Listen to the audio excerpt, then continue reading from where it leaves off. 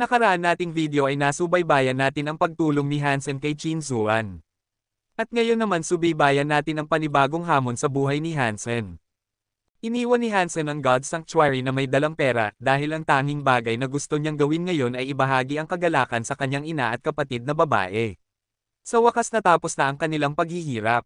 Ang 2 milyon na kinita niya noon ay ginamit lahat sa paglutas sa isyu ng lumang bahay, at sa kalaunan ay maaari niyang makuha ang 6 na milyon sa kanyang sarili, na ibang-iba ang pakiramdam. Bagamat hindi pa sapat ang pera para makabili ang mayayaman ng marangyang eroplano, para kay Hansen ito na ang pinakamaraming pera na nakita niya sa kanyang buhay. Yan, may ipapakita ako sayo. Hinayla sila ni Hansenador sa kanyang silid at ibinuhos ang pera sa kanyang kama. Saan ka nakakuha ng napakaraming pera? Si Luo Sulan ay unang natakot sa halip na magulat, sa takot na ang kanyang anak ay maaaring gumawa ng isang bagay na mapanganib. Nay, maswerte akong nakapatay ng mutant na nilalang at nakuha ko ang kaluluwa ng hayop, kaya ipinagpalit ko ito sa perang ito. Hindi nang ahas si Hansenador na sabihin ang totoo, natatakot na baka mag-alala si Luo Sulan. Hindi siya nang ahas na mag-leak ng kahit ano tungkol sa itim na kristal, dahil ang mahalagang bato ay maaaring mapunta sa inosenteng may-ari nito sa kulungan. Maaaring mapuksa ang kanyang buong pamilya kapag may nabalitaan. Malungkot na sinabi ni Luo Sulan, Hansen, hindi mo dapat ibinenta ito. Malaki ang maitutulong nito sa iyo, at palagi kaming makakalampas. Panipi. Nay, huwag kang mag-alala. Magkakaroon ako ng isa pang pagkakataon. Kinain ko na ang laman ng mutant at nakakuha ako ng mutant geno points. Sa hinaharap, mas magiging madali para sa akin ang manghuli, at magiging maayos ang lahat. Pero, masama pa rin ang pakiramdam ni Luo Sulan dahil hindi ganoon kadaling pumatay ng mutant na nilalang. Para sa mga ordinaryong tao, malaking swerte ang manghuli ng isa, tulad ng pagkapanalo sa loto, kaya maaaring hindi na magkaroon ng pangalawang pagkakataon. Siyan ay magsisimula na sa paaralan, at hindi ko siya hinahayaan na pumunta sa isang pampublikong paaralan tulad ng ginawa ko, sabi ni Hansen. Luo Sulan ay tumingin sa kanyang mga anak na may luha sa kanyang mga mata, it's all my fault. Hindi kita inalagaan ng mabuti. Nay, isa kang dakilang babae, at ikaw ang nagpalaki sa amin. Hayaan mo akong mag-ambag din ng kaunti. Binuhat ni Hansen si Hanyan, yan, kumain tayo sa labas. Maaari kang magkaroon ng kahit anong gusto mo ngayon. Lumiwanag ang mukha ni Hanyan, gusto kong kumain ng sapphire ice cream. Sige, kain tayo ng sapphire ice cream. Pinisil ni Hansen ang maliit na ilong ni Hanyan. Masyadong mahal ang sapphire ice cream. Hindi mo kailangang magsayang ng pera. Isave ito para makabili ng karne. Minsan lang. Lumabas si Hansen, hawak ang kamay ni Luo Sulan. Huwag mong sabihin sa iba na nanghuli ka ng mutant na nilalang o nagbenta ka ng mutant beast soul. Ayokong may mangyaring masama sa iyo, hinimok ni Luo Sulan ang kanyang anak. Dahil na aksidente ang ama ni Hansenador, nagbago si Luo Sulan. Hindi na niya gustong si Hansenador ang mamuno kundi para lamang maging ligtas. Mom, relax. I will not say anything. You keep the money and decide what to do with it. Lumabas ng bahay si Hansenador habang hawak ang kanyang kapatid na babae sa isang kamay at ang kanyang ina naman sa kabilang kamay. Ang sapphire ice cream ay sikat sa buong alliance at napakamahal din. Kahit na ang pinakamurang uri ay nagkakahalaga ng higit sa 10,000. Ang mga anak ng kanilang mga kapitbahay ay palaging kumakain ng sapphire ice cream. At ilang beses din itong sinubukan ni Hansen noong bata pa siya. Gayunpaman, nang ipanganak si Hanyan, nabangkarot na sila, kaya hindi na nila kayang bayaran pa ang mga ganitong karangyan.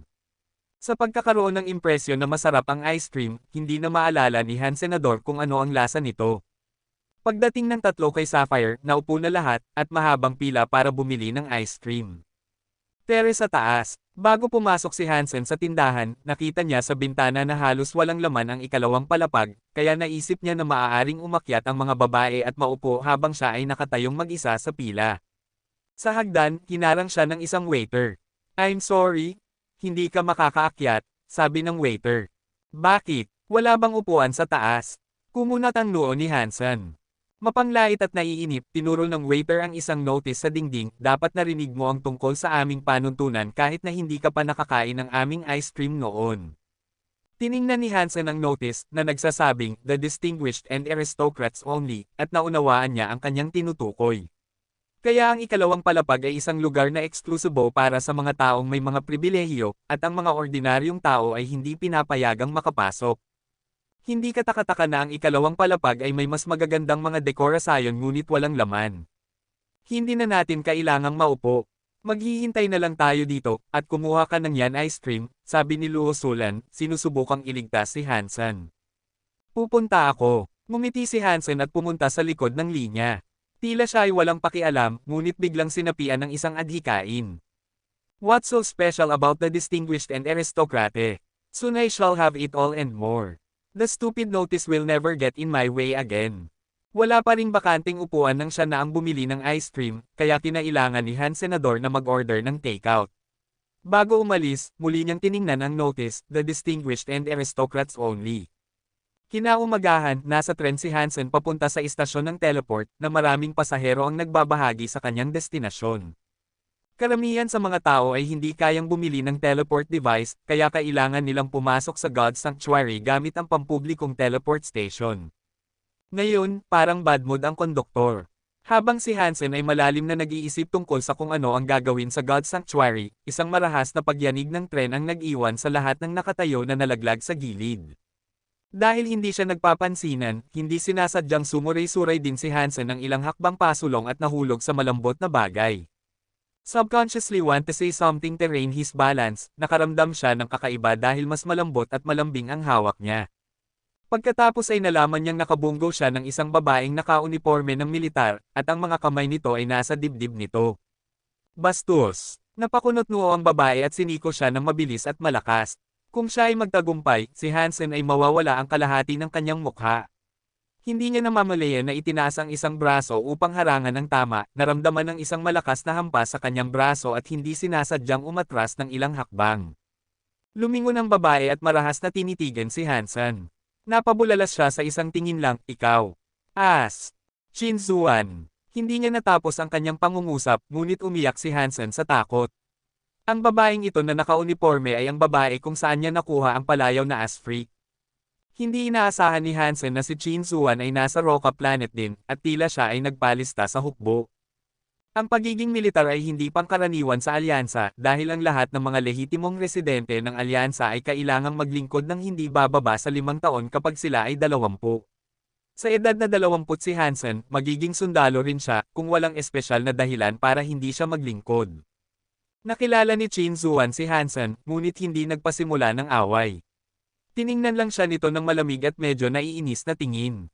Malungkot na nag-isip si Hansen, tiyak na iniisip niya na ako ay isang pervert ngayon. Ni hindi ko siya sinisisi. Sinaksak ko siya sa ilalim at ngayon. Kung ako sa kanya, ipagpalagay ko iyon. Napakaraming planeta sa Alliance, kumusta rin si Chin Zuan dito? At ano ang mga pagkakataon na makilala ko siya at magawa ko ito sa kanya, malungkot na naisip ni Han Senador. Walang paraan sa paligid nito, kailangan niyang hayaang maglaro ang sitwasyon. Sa alyansa, hindi pinapayagan ang pagsugat sa iba. Ayaw gumawa ng eksena ni Chin Zuan, kaya nginitian lang siya nito at hindi na gumalaw pa. Nagkaroon ng goosebump si Hansen sa kanyang pagkakatitig at agad na bumaba ng tren nang makarating siya sa teleport station. Sa kanyang pagtataka, sumunod si Chin Zuan sa kanyang likuran.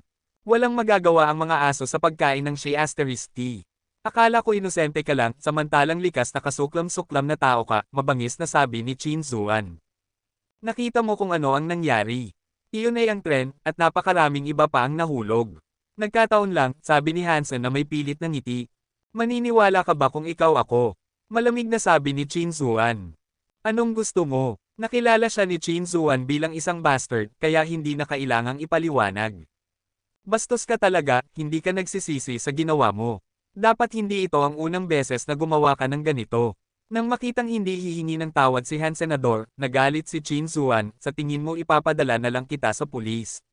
Hindi ganoon kadali. Hindi kita kayang bugbugin dito, ngunit sa God's Sanctuary, ito ay ibang kwento, pupunta ka dun ha. Agad na umalis si Chin Zuan at binati siya ng mga sundalo, magandang umaga, Station Master. Nadapa si Hansen at hindi makapaniwala sa kanyang nakita. Halos gusto na niyang umiyak. Ang lahat ng mga istasyon ng teleport ay kabilang sa sistema ng militar. Isang garrison ang itinalaga sa bawat istasyon, at ang pinuno ng istasyon ay ang punong ehekutibo ng garrison. Narinig ni Hansen na ang matandang station master ay ililipat at hindi siya makapaniwala na si Chin Suan ang magiging bagong station master kahit na sa kanyang pinakamaligaw na panaginip. Si Hansen ay may masamang pakiramdam tungkol sa buong bagay.